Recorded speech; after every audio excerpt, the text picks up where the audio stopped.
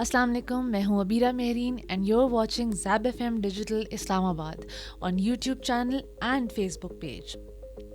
Welcome to the show beyond the billboard, जिसमें हम advertising के बारे में बात करेंगे, उसको इन डेप्थ स्टडी करेंगे और ये समझने की कोशिश करेंगे कि एडवर्टाइजिंग कैसे होती है, उसका पर्पस क्या है और उसको हम कैसे क्रिएटिवली समझ सकते हैं और फिर उसको हम एनालाइज कर सकते हैं। तो आपने बहुत सारी टैग लाइन सुनी होंगी, आपको अपने बचपन से भी बहुत सारे एड्स याद होंगे। हमें नॉरिस जूस का ऐड याद होगा, कीवी शू पॉलिश का ऐड याद होगा। इस तरह के बहुत सारे जिंगल्स हमें याद रह जाते हैं, जो कि अब हो सकता है वो प्रोडक्ट इतना मशहूर ना हो या वो इतना इन ना हो, लेकिन हमारी चाइल्डहुड या नॉस्टैल्जिया से बहुत ज़्यादा अटैच्ड होते हैं वो एड्स। तो उनकी रीज़न क्या है?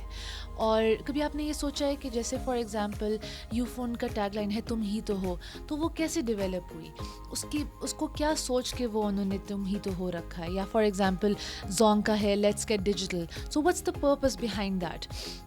ये बहुत ज़रूरी है। सर्फ एक्सेल का है जैसे दाग तो अच्छे होते हैं, व्हाट्स द रीज़न कि उन्होंने ये टैगलाइन यूज़ की अपने प्रोडक्ट को बेचने के लिए।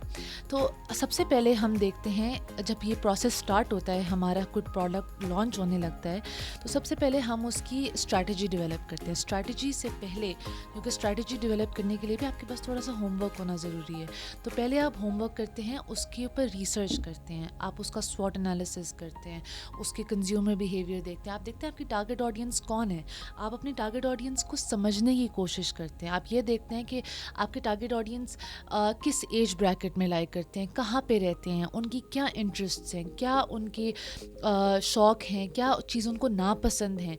जब आप अपनी टारगेट ऑडियंस से अवेयर होते हैं ना, तो आप उनके लेवल का उनको मैसेज देते हैं। आप उनको ऐसे मैसेज देते हैं कि वो खुश हों। जैसे फॉर एग्ज़ाम्पल अगर कोई बच्चों का कोई प्रोडक्ट है कोकोमो, तो आप उस पर बहुत फ़िलासफ़ीज़ नहीं डालेंगे, आप बहुत सीरियस वो ऐड नहीं बनाएंगे, आप उसको फ़न बनाएंगे, आप उसको कलरफुल बनाएंगे, एनिमेटेड बनाएंगे, उसमें म्यूज़िक होगा, उसमें चॉकलेट होगी, उसमें बच्चों को अट्रैक्ट करने के लिए बच्चों की पसंद की चीज़ें होंगी। ठीक है, जैसे उसके मुकाबले में जैसे अगर फॉर एग्ज़ाम्पल हम आईफ़ोन देखते हैं, अब आईफ़ोन इतना कलरफुल और उसमें एनिमेशंस और गाने और ये वो होंगे, तो वो फिट इन नहीं बैठेगा। क्यों? क्योंकि आईफ़ोन की टारगेट ऑडियंस थोड़े से बड़े लोग होते हैं, सीनियर्स होते हैं, क्या कहते हैं, एडल्ट्स होते हैं, जिनके पास अपने पैसे होते हैं, तो वो उनका मिजाज डिफरेंट होता है।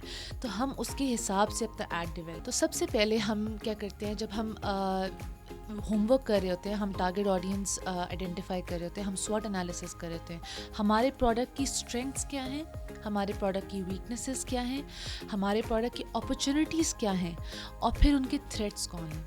जब आप ये चारों चीज़ें समझ लेते हैं तो आगे का काम बहुत आसान हो जाता है। तो स्ट्रेंथ्स और वीकनेसेस जानना अपने बारे में भी काफ़ी ज़रूरी होता है, क्योंकि जब तक आपको स्ट्रेंथ्स और वीकनेसेस अपनी पता ना हो, तो आप उसके हिसाब से अपने आप को प्रेजेंट नहीं कर सकते।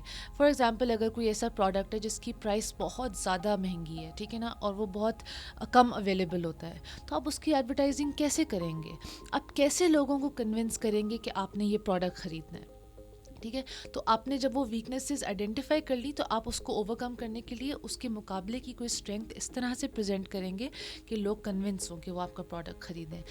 और थ्रेड्स को जानना ज़रूरी है कि आप थ्रेड्स से अपने आप को क्या कहते हैं डिस्टिंक्टली यूनिक बनाएं। तो अगर आप फॉर एग्ज़ाम्पल आपका कंपेरेटर का कलर है ब्लू, ठीक है ना, और उनकी थीम है ब्लू, तो अगर आप भी वो ब्लू यूज़ करेंगे या आप ब्लूइश टोन्स में जाएंगे, अपने ब्रांडिंग करेंगे, या फॉर एग्ज़ाम्पल अगर उनकी बहुत ही कॉमिक थीम है, अगर वो बहुत फ़नी एड्स बनाते हैं, और अगर आप भी वही काम करेंगे, तो वो आप अपने आप को डिस्टिंक्टली फेमिलियर नहीं कर पाएंगे, लोग आपको आपकी आइडेंटिटी से नहीं पहचान पाएंगे। क्योंकि इन चीज़ों में ब्रांड्स जो होते हैं, ब्रांड्स की अलग एक पर्सनैलिटी होती है, एक अलग टोन होती है, एक अलग स्टाइल होता है।